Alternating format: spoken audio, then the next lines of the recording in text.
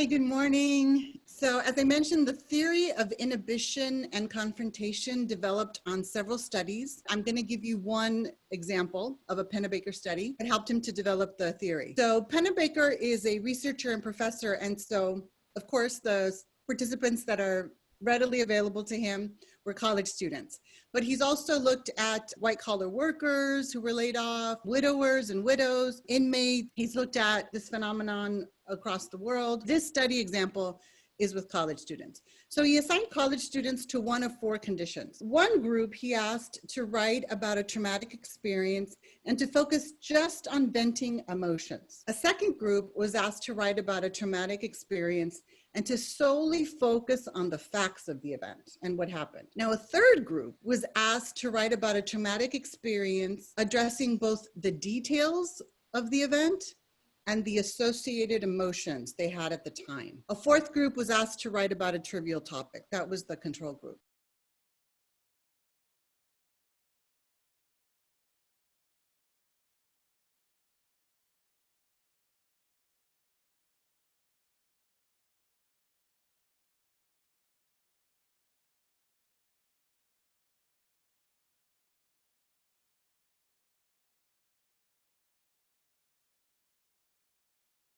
And it was interesting to Pennebaker that all students were able to identify at least one traumatic event to write about. Researchers were initially discouraged that the writing had stirred up negative feelings in students, linking events and feelings about a trauma, and that they didn't immediately feel better as the researchers had hoped or anticipated. But interestingly, 4 months later, the students writing about events and feelings reported that their spirits had improved significantly and that their writing had helped them resolve a difficult issue. Further, because the researchers had permission from students to access their student health records, 6 months after the experiment, they noted that visits to the student health center by students who wrote about both what happened and how they felt about it dropped by 50%.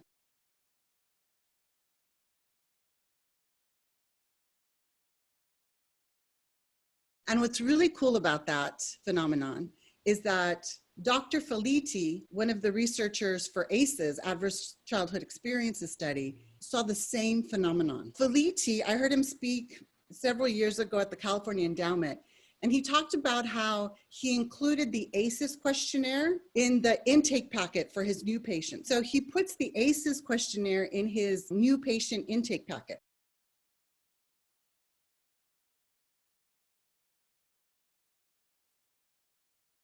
And so administrators were initially really concerned. They were like, no way, we're not going to do this. This is going to cause emotional flooding with patients, and we don't want to harm patients. So Felici said, okay, I don't think that's what's going to happen. That's not been my experience, but okay, let's test this out scientifically. He said, I'm going to continue giving the ACEs questionnaire to my new patients in their intake packet, and then you continue doing it, the intake packet as is. So he compared the two, patients who got the ACEs questionnaire in their intake packet and then patients who didn't get the questionnaire. What do you think he found 6 months later? So what he found was that patients who completed the ACEs questionnaire showed a 50% drop in need for doctor visit. But my favorite part of the story, which Dr. Felitti told, was he said that an elderly patient called him, and not to complain about the survey, but actually to thank him. And she said, thank you. I thought I was going to die and no one was ever going to know what happened to me. So I know we're concerned that asking these questions, talking about these things will activate or trigger or upset people.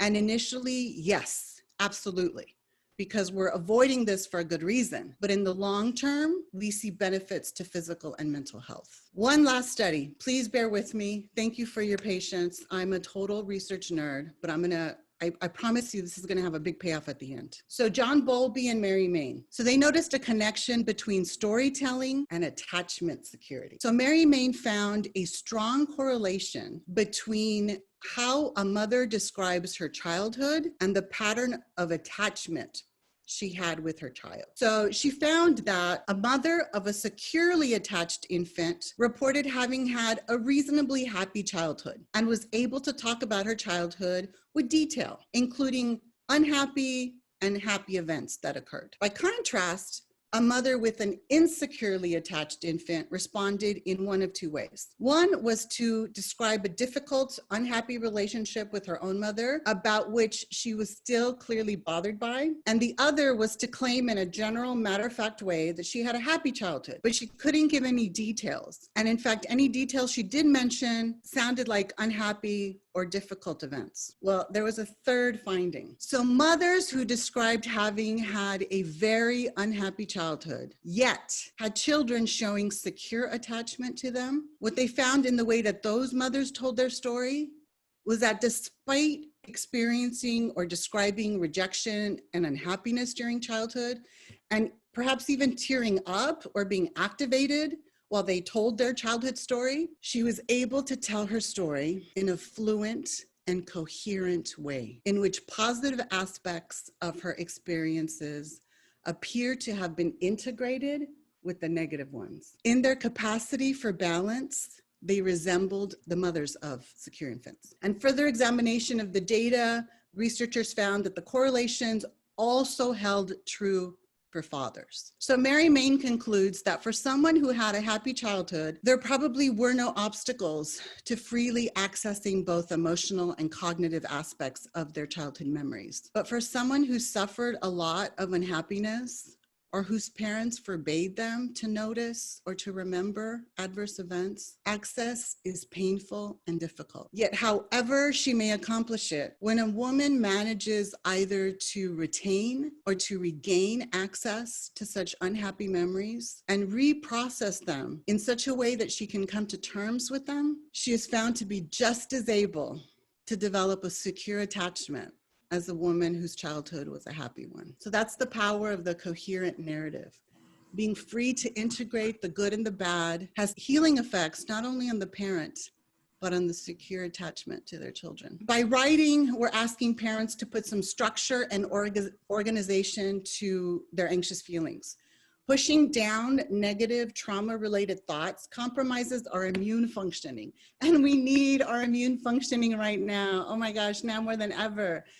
So when we're giving the opportunity to write about emotional upheavals, we can experience improved health. Participants in the journaling studies had changes in immune function.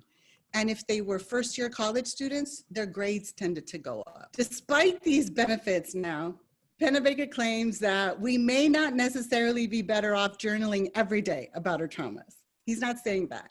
He's saying, I'm not convinced that people should write about a horrible event more than a few weeks. But standing back every now and then and evaluating where you are in life is really important. So we may say to parents, now it's your turn to benefit. This may sound difficult and may sound scary at first. That's totally understandable. You have every good reason to feel that way. And avoidance works to some extent. When we don't think about, when we don't talk about it, we don't sense the pain. But in the long term, the avoidance or inhibition has a cost to our health. So here's the journaling prompt that is based on Pennebaker studies that you may use with the parents that you work with. So here's the prompt. For the next 4 weeks, I would like you to write your very deepest thoughts and feelings about the most stressful experience of your life, or an extremely important emotional issue that has affected you in your life. I'd like you to really let go and explore your deepest emotions and thoughts. Don't worry about spelling, grammar, or sentence structure.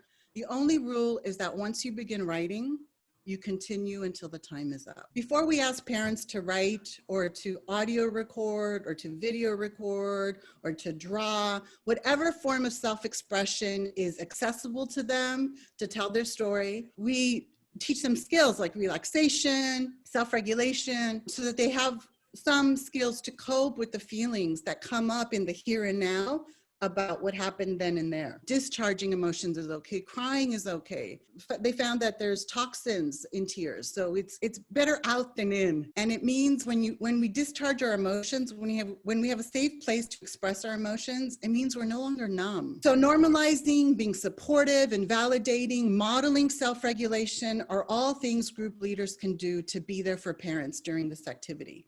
And I always tell parents and students to feel free to act in their own best interests, including the right to pass. Journaling may include any form of storytelling and self-expression. I am writing to share what one of the moms said about journaling in our group. Our group knew that this mom had a very sad and frightening past. Although she was one of my best participants, when it came to her past, she was mum's the word. She hesitated, but she finally gave journaling a try. During one of our last meetings, she shared she had been so frightened, so depressed about her past all these years, never wanting to look back there. But when she journaled, she realized that there were also good things, good people in her past.